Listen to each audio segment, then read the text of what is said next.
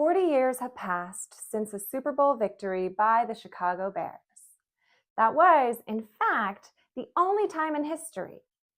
But this season, we knew could be theirs. They'd mastered the art of sneaking in from behind, no matter the start, always seeming to find the most clever ways to win. They'd be trailing by a lot, but with 2 minutes on the clock, the score, they somehow could spin. They set multiple records, became kings of the comeback. It's like they thrived under pressure, enjoyed the attack. They'd be up, they'd be down, down, down. Could they turn this around? With each game, they gave fans a rush. They nearly brushed defeat, but with flushed face and quick feet, their opponent they proceeded to crush.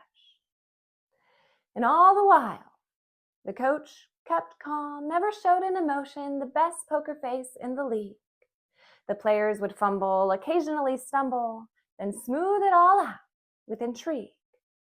What must go through their heads? Coach Ben Johnson said, "We just focus on the very next play."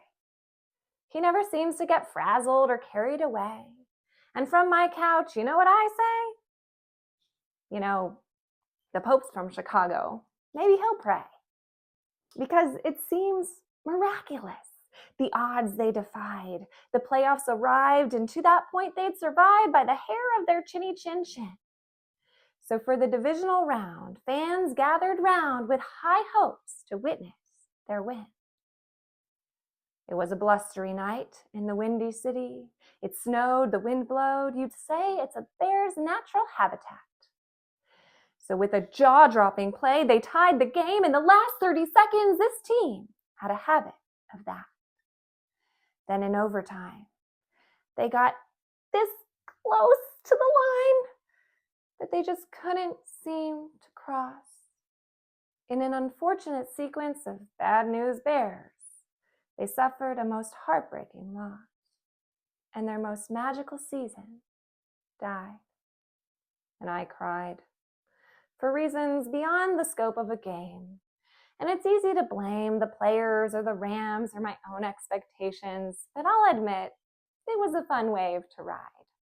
And we can all stand with pride because they gave it their all, and that's all we can ask. And we, of course, have the simplest task of watching the game on a screen, making numbers mean perhaps a bit more than they should. But Bears, let's get it together, because now we know that you can be better than good.